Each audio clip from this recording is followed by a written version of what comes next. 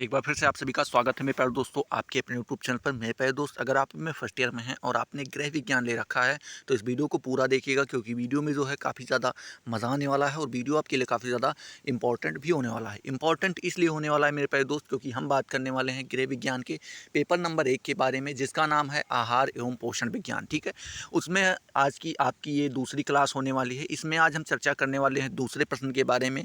वो most important question कौन सा है, तो यहाँ पे आप देख सकते हैं लिखा है कि संतुलित आहार में भोजन के प्रमुख तत्वों की विवेचना कीजिए तथा संतुलित भोजन न लेने से क्या हानियां होती इसके बारे में आपको बताना है। ठीक है, तो हमें यहाँ पे क्या बताना है कि जो संतुलित आहार है, संतुलित आहार में भोजन की प्रमुख तत्व की विवेचना करनी है। ठीक है, उसमें जो भोजन के प्रमुख तत्व होते हैं कौन कौन से इसके बारे में बताना है, और संतुलित आहार अगर हम नहीं लेते हैं तो हमें कौन कौन सी हानि का सामना करना पड़ता है, कौन कौन सी हानियाँ हमें झेलनी पड़ती हैं, नुकसान कौन कौन से हमें झेलने पड़ते हैं, इसके बारे में यहाँ पे आपको बताना है। ठीक है, तो चलिए मतलब प्रश्न आंसर को स्टार्ट करते हैं। देखते हैं इसका जवाब आपको कुछ इस प्रकार से देना है।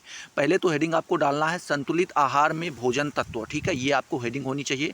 इसमें आपको लिखना है कि संतुलित आहार के निर्धारण में आयु, लिंग, जलवायु, व्यवसाय के अतिरिक्त शरीर की वृद्धि और विकास को भोज्य तत्वों के अंगीकृत कार्यों की दृष्टि से देखना नितांत आवश्यक है।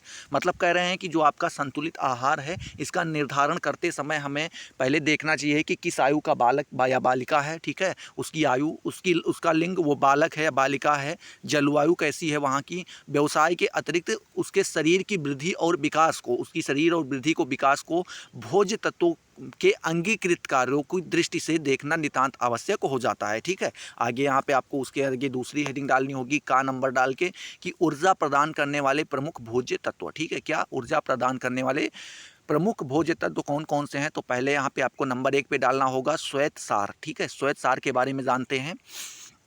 तो यहाँ पे आपको श्वेत सार के अंतर्गत लिखना होगा कि शर्करा, शर्करा और वसा ऊर्जा प्रदान करने वाले प्रमुख भोज्य पदार्थ हैं। ठीक है, पहली बात तो आप जान लीजिए, जो आपकी शर्करा होती है और जो आपकी वसा होती है, ये हमें ऊर्जा प्रदान करने के एक प्रमुख भोज्य पदार्थ होते हैं या प्रमुख स्रोत होते हैं। ठीक है, आगे आपको लिखना होगा वसा युक्त पदार्थ तथा शर्करा श्वेत सार की अपेक्षा अधिक ऊर्जा प्रदान करते हैं। ठीक है, मतलब यहाँ पे इनके कहने का यही है कि जो वसा युक्त पदार्थ होते हैं तथा जो शर्करा होती हैं, वो श्वेत सार की अपेक्षा क्या करती हैं, हमें अधिक ऊर्जा प्रदान करती हैं।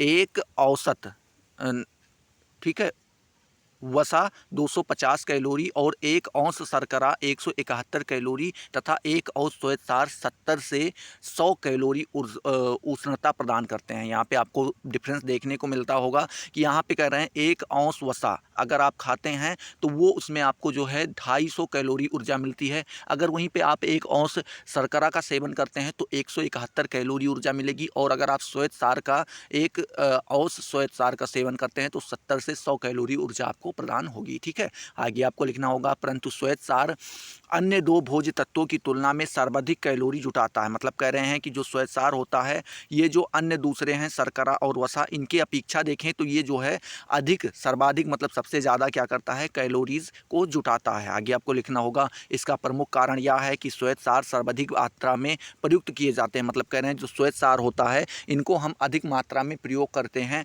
आगे आपको लिखना होगा समाज में अधिकांश लोग, विशेषकर निम्न वर्ग के लोगों की कैलोरी संबंधित आवश्यकता की पूर्ति इसी से होती है। मतलब कह रहे हैं जो समाज का अधिकांश भाग है, जो निम्न वर्ग में आते हैं, उनकी जो कैलोरीज की क्षमता होती है, उसकी पूर्ति जो है हमारी कौन करता है, तो ये श्वेतसार ही पूरा करता है। ठीक है, आगे आपको लिखना होगा वसा की अपेक्षा ये सुपाच्य होते हैं। मतलब वसा की अपेक्षा ये क्या होते हैं, ज़्यादा पाचनशील होते हैं, ये ज़्यादा अच्छे से पच जाते हैं, कम समय में पच जाते हैं, इसीलिए इनका उपयोग अधिक किया जाता है। श्वेतसार में ऐसे ऐसे तृष्टिदायक गुण होते हैं जो अन्य भोज्य पदार्थों में नहीं होते हैं। ठीक है, यहाँ पे इनके कहने का ये मतलब रहा। आगे आपको देखना होगा यहाँ पे कि इसीलिए संसार के हर कोने में तृणधान्य का उपयोग प्रमुख रूप से किया जाता है। मतलब कह रहे हैं कि इसीलिए अगर हम देखें तो संसार के प्रत्येक कोने में हम देखते हैं कि तृणधान्य का प्रयोग किया जाता है, उपयोग किया जाता है। किसके लिए हमें, तो ये आपका जो है श्वेतसार के लिए, ठीक है, ऊर्जा बटोरने के लिए। आगे देखें, इन कारणों से व्यक्ति द्वारा प्रयुक्त की जाने वाली ऊर्जा का 2/3 भाग, क्या मेरे पास दोस्त, 3 में से 2 हिस्सा जो होता है वो श्वेतसार से प्राप्त होता है, ठीक है। 3 में से 2 हिस्सा जो होता है कहाँ से हमें मिलता है, वो हमें श्वेतसार से प्राप्त होता है। दूसरी हेडिंग आपकी होगी शर्करा ऊर्जा प्रदान करने, ठीक है। दूसरा पॉइंट होगा शर्करा ऊर्जा प्रदान करने वाले भोज्य तत्वों में दूसरा स्थान शर्करा का होता है। मतलब कह रहे हैं कि ऊर्जा प्रदान करने में अगर देखें तो भोज्य तत्वों में हमें दूसरा स्थान किसका देखने को मिलता है, शर्करा का देखने को मिलता है, ठीक है। इसमें हम देखेंगे तो इसमें आपको लिखना होगा इसका प्रयोग शक्कर, गुड़, फल के रस, मुरब्बा, जैली, मिठाइयाँ आदि के रूप में किया जाता है, ठीक है। हम देखें शर्करा हमें कहाँ कहाँ मिलता है, तो आप देख सकते हैं शर्करा मतलब चीनी में, शक्कर मतलब चीनी में, गुड़ में, फल को कोई भी फल ले लीजिए, मीठा फल हो, उसका रस हो, मुरब्बा हो, जैली हो, मिठाइयाँ हो, इन सब में हमें शर्करा अच्छे मात्रा में प्राप्त होता है, ठीक है। आगे आपको लिखना होगा ऊर्जा के इस साधन का उपयोग कम ही लोग कर पाते हैं। मतलब कह रहे हैं जो ऊर्जा का ये साधन है शर्करा वाला, इसका उपयोग कुछ कम ही लोग कर पाते हैं, सभी लोग नहीं कर पाते हैं। इसके कई कारण हैं। पहला कारण क्या है, एक तो वह व्यय साध्य होते हैं। मतलब कह रहे हैं उनके पास उतना खर्च करने के लिए रुपया नहीं होता है। मान लीजिए अगर आप केवल फल का ही रस पीना चाहें तो अभी आप देखिए 100 से 150 रुपये किलो अनार है, अब अनार का जूस आप कहाँ से पी पाएंगे, ठीक है। तो इस प्रकार से आगे दूसरा, इसीलिए निर्धन लोग इसका बहुतायत से प्रयोग करते हैं। मतलब कह रहे हैं इसलिए जो है यहाँ पे जो निर्धन लोग होते हैं वो इनका प्रयोग कम करते हैं, ठीक है। आगे दूसरे, कुछ लोग अधिक मात्रा में मीठा खाना पसंद नहीं करते हैं। कुछ लोग ऐसे होते हैं जिनका मीठे में उतना मन नहीं लगता है। थोड़ा बहुत अगर देखिए कभी कभी होता होगा कि आपके रिश्तेदार या नात मात कोई आता है तो आप देखते होंगे वो थोड़ा सा मीठा खाएंगे और पानी पी लेंगे, ठीक है, पूरा नहीं खाते। और कुछ लोग ऐसे भी आते होंगे, अगर आप उनको 2 से 3 मिठाई 4 मिठाई एक प्लेट में देते हैं तो वो अकेले ही निपटा देते हैं, ठीक है। चलिए आगे देखते हैं। तीसरे, अधिक मात्रा में शर्करा का प्रयोग करने से आंत्र भाग में विकार उत्पन्न हो जाता है। मतलब कह रहे हैं तीसरा कारण ये भी है कि जब शर्करा का आप ज़्यादा प्रयोग करते हैं तो इससे जो आपके आंत वाला भाग होता है उसमें क्या होता है, विकार, मतलब कोई ना कोई रोग वहाँ पे उत्पन्न हो जाता है, ठीक है।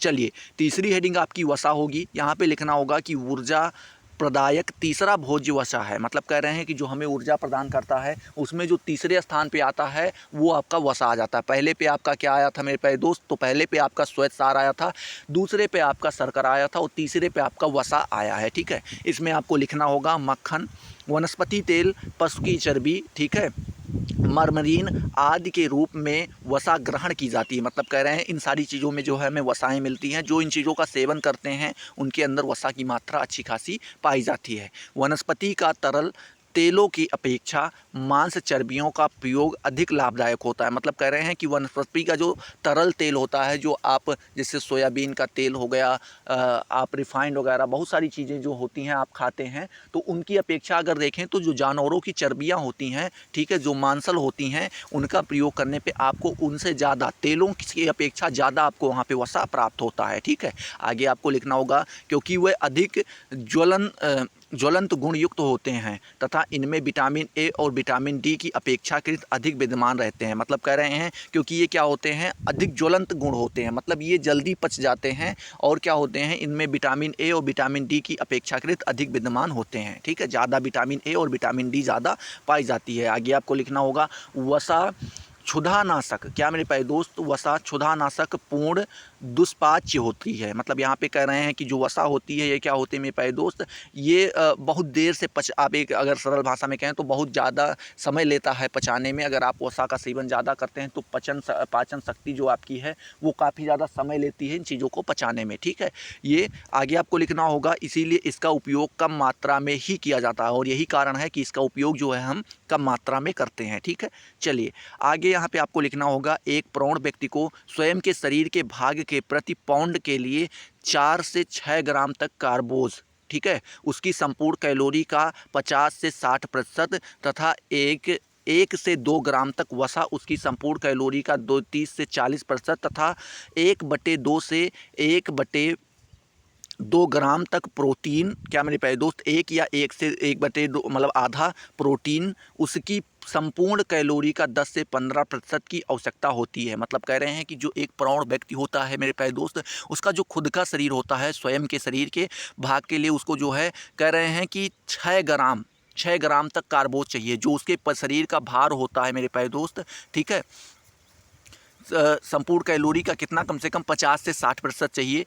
1 से 2 ग्राम तक वसा चाहिए, उसकी संपूर्ण कैलोरी का कम से कम 30 से 40% वसा वहाँ पे होना चाहिए, ठीक है। आगे यहाँ पे कह रहे हैं उसकी संपूर्ण कैलोरी का जो है 10 से 15% हमें क्या मेरे प्यारे दोस्त प्रोटीन आवश्यक हो जाती है। बालक के लिए शरीर के भार के प्रति पाउंड के अनुसार अगर देखें तो 6 से 10 ग्राम तक कार्बोज चाहिए, ठीक है। संपूर्ण कैलोरी का लगभग 50%, 2 से 3 ग्राम तक वसा, संपूर्ण कैलोरी का लगभग 35% की आवश्यकता होती है। मतलब कह रहे हैं कि अगर कोई भी बालक है, ठीक है, छोटा बालक है, उसके शरीर का जो भार है, प्रतिभार है, पाउंड के अनुसार अगर देखें तो उसमें 6 से 10 ग्राम तक कार्बोज उसके लिए चाहिए, जो उसके संपूर्ण कैलोरी का कितना होता है, लगभग 50% भाग होता है। 2 से 3 ग्राम उसको वसा चाहिए, जो उसके संपूर्ण कैलोरी भाग का 35%, लगभग 35% भाग होता है, ठीक है। उसकी आवश्यकता यहाँ पे होती है।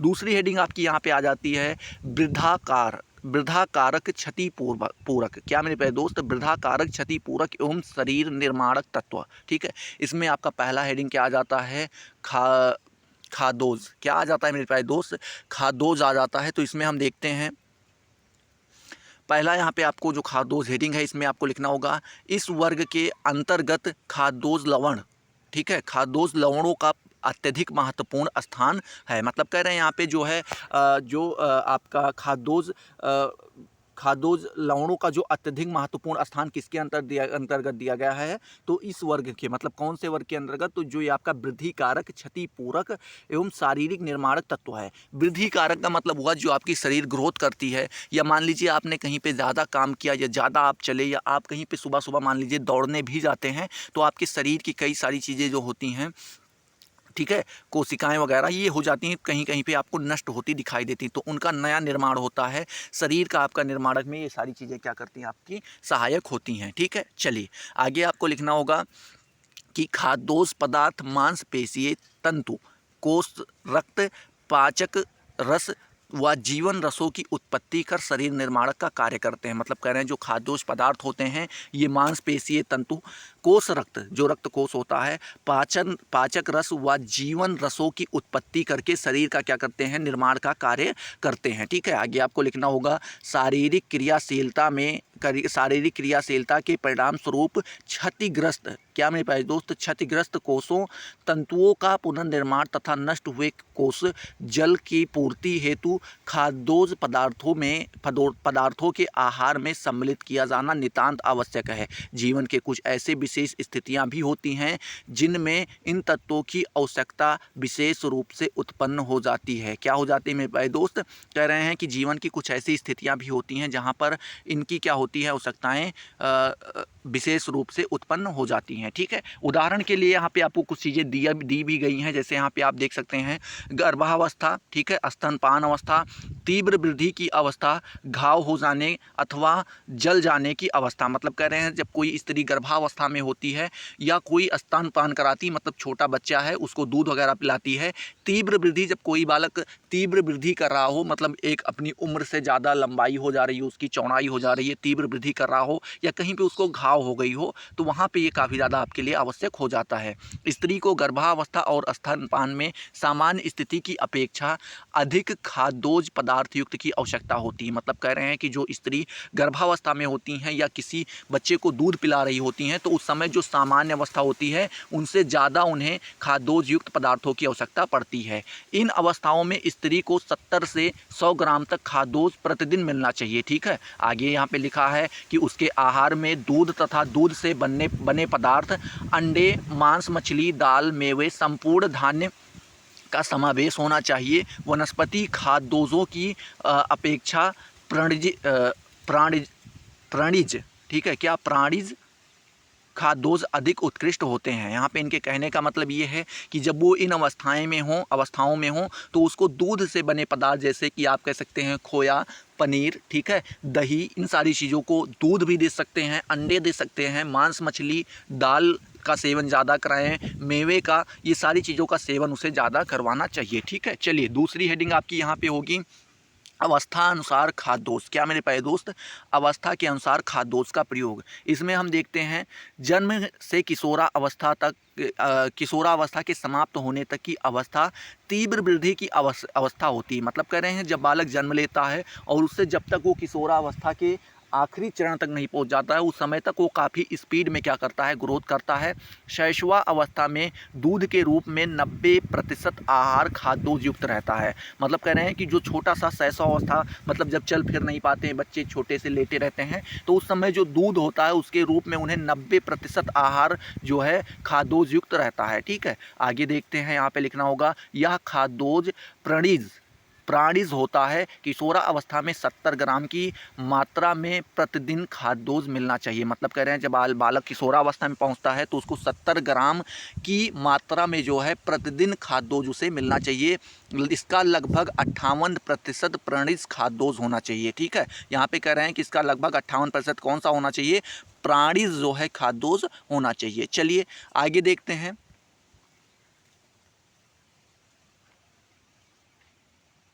ठीक है, यहाँ पे आगे आपको देखने को मिल रहा होगा, एक मिनट, हाँ, घाव हो जाने पर अथवा जल जाने की दिशा में तंतुओं और कोषों की क्षति हो जाती है। मतलब कह रहे हैं कि जब आदमी को कहीं पे घाव हो जाए, मतलब चोट लग जाए या फिर कहीं पे वो जल जाता है, तो उस समय जो है तंतुओं की और कोषों की क्षति हो जाती है, वो ख़त्म हो जाते हैं।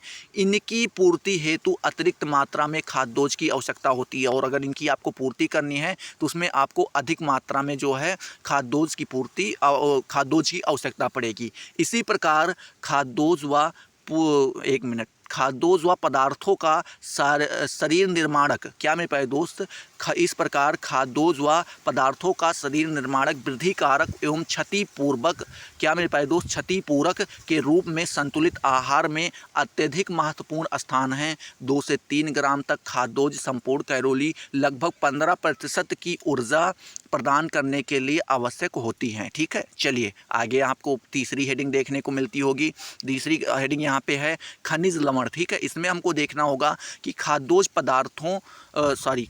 पदार्थ शरीर में मांसपेशीय तंतुओं का निर्माण करते हैं। ये तो सही बात है, आपने ऊपर देख ही लिया था कि जो इनके खाद्योज का काम क्या होता है, जो हमारी मांसीय तंतु हैं उनका निर्माण करता है हमारे शरीर के अंदर। ठीक है, आगे आपको लिखना होगा परंतु शरीर के अस्थि वाले भागों, अस्थि मतलब जो आपकी हड्डियां हैं उनको कह रहे हैं अस्थि, तो जो आपके अस्थि वाले भागों के निर्माण के लिए खनिज लवण बड़े आवश्यक होते हैं। ठीक है, मतलब कह रहे हैं आपको हड्डियों का भी विकास आपके करना पड़ेगा। अगर आपकी हड्डियाँ कमज़ोर हैं और आपकी बहुत मांसपेशियाँ हैं तो आप क्या करेंगे, चल नहीं पाएंगे, उठ बैठ नहीं पाएंगे, किसी के सहारे चलना पड़ेगा। तो इसलिए आपको हड्डी का भी आवश्यक ग्रोथ करवाना आवश्यक हो जाता है, तो उसके लिए आपको खनिज लवण की आवश्यकता पड़ती है। ठीक है, चलिए देखते हैं गर्भावस्था, स्तनपान अवस्था, शारीरिक विकास की विभिन्न अवस्थाओं के अनुकूल संतुलित आहार में खनिज लवण युक्त भोज्य पदार्थों का समावेश पर्याप्त मात्रा में होना चाहिए। मतलब कह रहे हैं कि जब कोई भी स्त्री गर्भावस्था में हो या किसी बच्चे को दूध पिला रही हो, ठीक है, और जब कोई भी आदमी हो या बालक हो, जब उसका उस समय शारीरिक विकास तीव्र गति पे हो,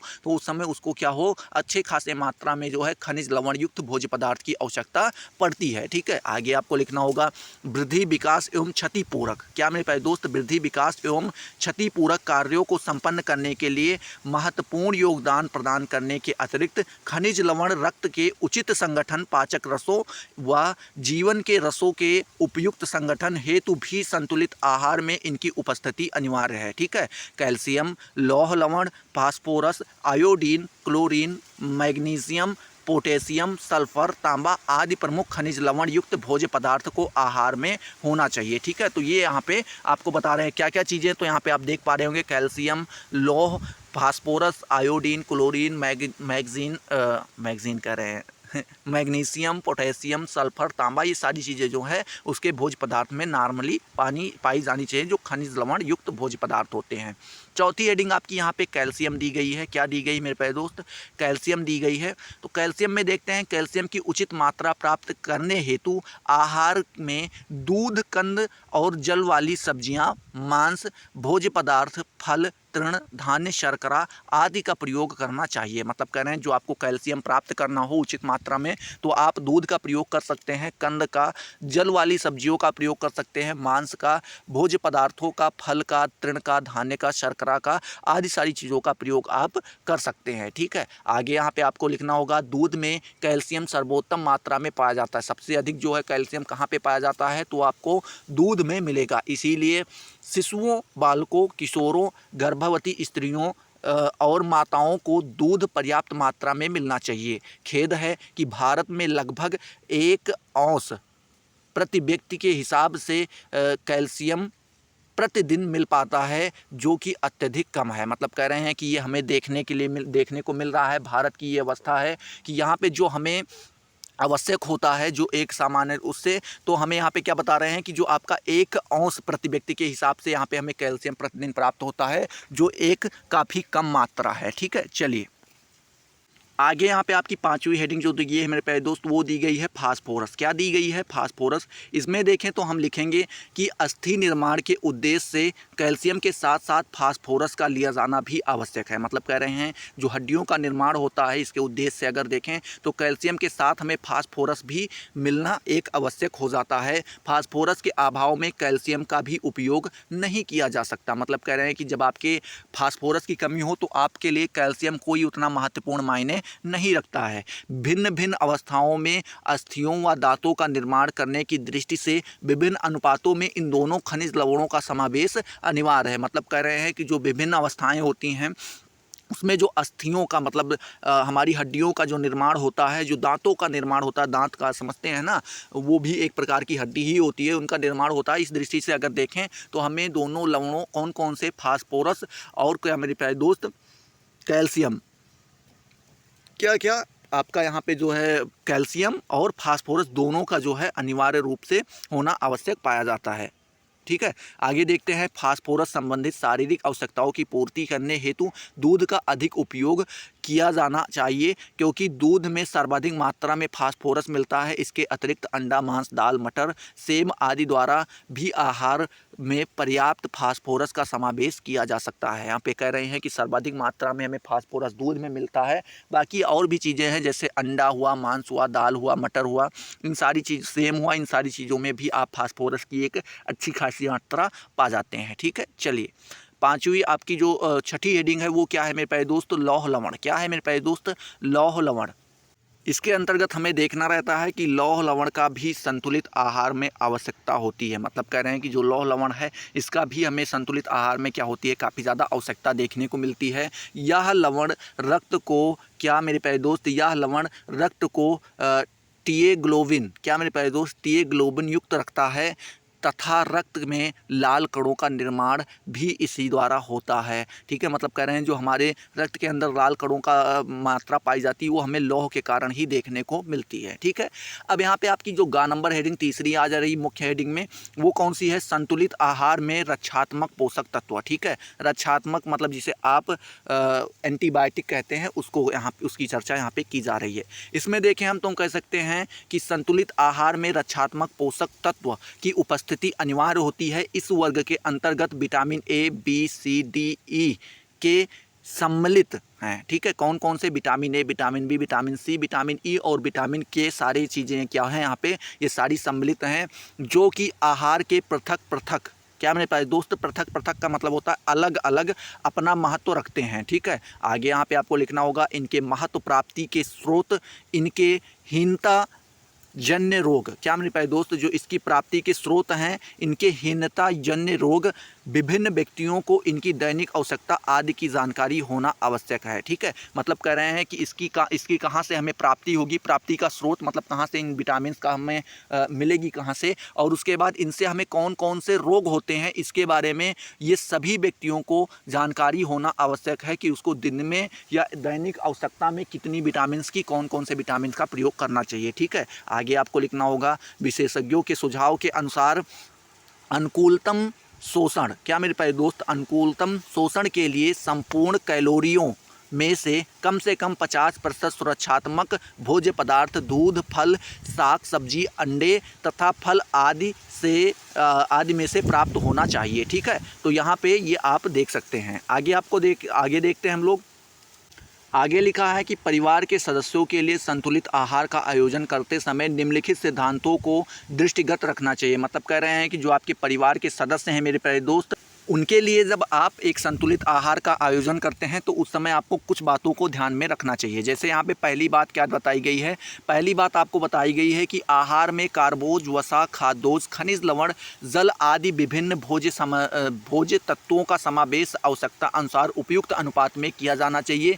मतलब इनके कहने का ये है कि जो आपका आहार है उसमें कार्बोज की मात्रा कितनी होनी चाहिए, वसा की मात्रा कितनी, खाद्योज की मात्रा कितनी, खनिज लवण की मात्रा कितनी, जल की मात्रा कितनी, इनका एक रेशियो होता है। उसी रेशियो में इनका जो है रखा जाना आवश्यक होता है, तो उसको आपको ध्यान में रखना चाहिए। किसी भी भोज्य तत्व की न्यून मात्रा अथवा अत्यधिक मात्रा दोनों ही समान रूप में हानिकारक होती है। मतलब कह रहे हैं कि कोई भी जो भोज्य पदार्थ होता है उसमें जो आपको न्यून मात्रा, मतलब जो कम से कम मात्रा होती है और जो ज़्यादा से ज़्यादा मात्रा होती है, ये बहुत हानिकारक होती है। आपको एक मीडियम में खाना होता है इनको। ठीक है, ना आप बहुत ज़्यादा ही इनका प्रयोग करेंगे, ना बहुत कम ही करेंगे। दूसरी बात आपको यहाँ पे ध्यान में रखनी होती है कि आहार की पौष्टिकता का लाभ व्यक्ति को तभी प्राप्त हो सकता है जबकि आहार पाचनशील हो। मतलब कह रहे हैं कि आहार का जो है उसमें जो पौष्टिकता पाई जाती है वो मनुष्य को तभी प्राप्त होगा, व्यक्ति को तभी प्राप्त होगा जब क्या मेरे प्यारे दोस्त, जो भोज्य पदार्थ उसने ग्रहण किया है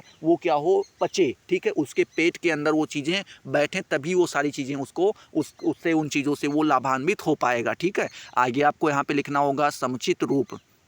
क्या मेरे प्यारे दोस्त, समुचित रूप से ना पका हुआ भोजन प्रायः सरलता से नहीं पचता। मतलब कह रहे हैं जो पूर्ण रूप से पका नहीं होता है भोजन, वो अच्छे से हमारे अंदर जो पेट के अंदर जाता है वो पच नहीं पाता है अच्छे से। आगे आपको लिखना होगा परिणामतः यह अस्वस्थ कार्य, क्या अस्वस्थ कर होता है। मतलब कह रहे हैं कि हमारे स्वास्थ्य को बिगाड़ देता है, इसीलिए ऐसे पदार्थों का समावेश आहार में नहीं किया जाना चाहिए। कह रहे हैं इसीलिए आपको ध्यान में रखना है कि ऐसे आहारों का प्रयोग आप अपने आहार में नहीं करेंगे। आगे आपको यहाँ पे लिखना होगा तीसरे नंबर पॉइंट।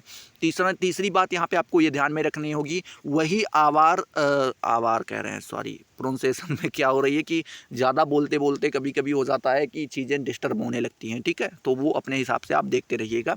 वही आहार स्वास्थ्यप्रद एवं लाभप्रद होता है जिसे व्यक्ति सुरुचिपूर्ण प्रयुक्त करें। मतलब कह रहे हैं कि वही आहार जो होते हैं वो हमारे स्वास्थ्य के लिए वही लाभदायक होते हैं जिसे व्यक्ति सुरुचिपूर्ण प्रयुक्त करें। मतलब इंटरेस्ट के साथ खाए। ऐसा नहीं कि आपको करेले की सब्जी खिलाई जाए, बताया जाए भैया बहुत अच्छी होती है और आपके स्वास्थ्य के लिए काफ़ी ज़्यादा लाभदायक होगी, और आपको खाने का मन नहीं कर रहा है तो आपके लिए वो कोई लाभदायक नहीं साबित होने वाली है।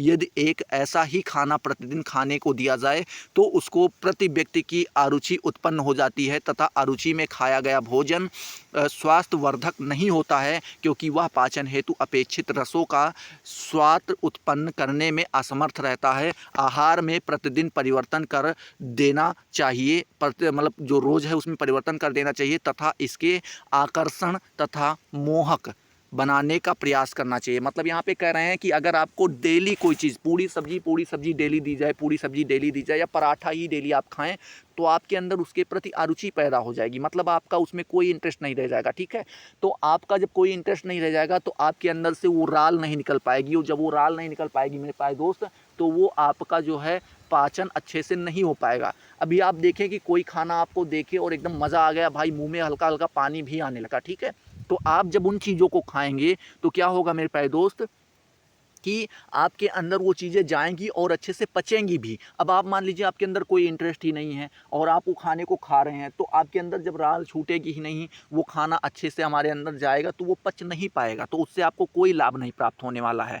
चौथी बात यहाँ पे हमें ध्यान रखनी होती है कि संतुलित आहार का लाभ तभी उठाया जा सकता है जबकि आहार को दूषित होने से सुरक्षा की जाए। मतलब कह रहे हैं कि कोई भी आहार जो है उसका हम तभी लाभ उठा सकते हैं जब तक कि वो दूषित ना होने पाए, गंदा ना होने पाए, सड़ने ना पाए, खराब खराब ना होने पाए।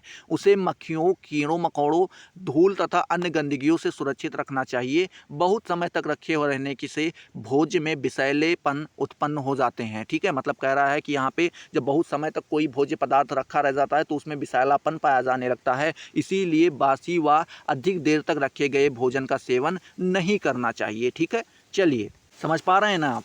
यहाँ पे कहने का मतलब यही है कि कोई भी पदार्थ तभी तक आप उसको सेवन में रख सकते हैं जब तक वो शुद्ध हो। ठीक है, जैसे वो अशुद्धि की ओर बढ़े तैसे ही आप उस भोजन को हटा दें, बिल्कुल भी सेवन ना करें। ठीक है, बासी भोजन का तो बिल्कुल सेवन ना करें। चलिए यहाँ पे 5वां नंबर देखते हैं। तो 5वां नंबर पॉइंट यहाँ पे दिया गया है कि प्रोटीन शरीर की वृद्धि, विकास व क्षतिपूर्ति करने हेतु अत्यधिक उपयोग भोज्य तत्व है। मतलब कह रहे हैं कि जो प्रोटीन है वो शरीर की वृद्धि, मतलब कैसे वृद्धि हो, विकास हो, डेवलपमेंट और ग्रोथ की बात यहाँ पे कर रहे हैं, तथा क्षतिपूर्ति, जो हमारे अंदर शरीर के अंदर नुकसान होते हैं उनकी पूर्ति कैसे हो, करने हेतु अधिक क्या हो जाते हैं, उपयोगी हो जाता है क्या, प्रोटीन। ठीक है, आगे आपको लिखना होगा प्रोटीन प्राप्त करने के वानस्पतीय, क्या मेरे प्यारे दोस्त, प्रोटीन प्राप्त करने के वानस्पतीय एवं प्रणिज दोनों ही स्रोत हैं, परंतु प्रणिज प्रोटीन अपेक्षाकृत अधिक उपयोगी रहता है। भारत में शाकाहारी व्यक्ति प्रायः प्राणिज प्रोटीन, क्या मेरे प्यारे दोस्त, प्राणिज प्रोटीन का प्रयोग नहीं करते हैं। ऐसे व्यक्ति को अपने आहार में दूध, दही आदि का प्रयोग करना, प्राणिज प्रोटीन को पर्याप्त मात्रा में उपयोग करना चाहिए। ठीक है, चलिए आगे देखते हैं।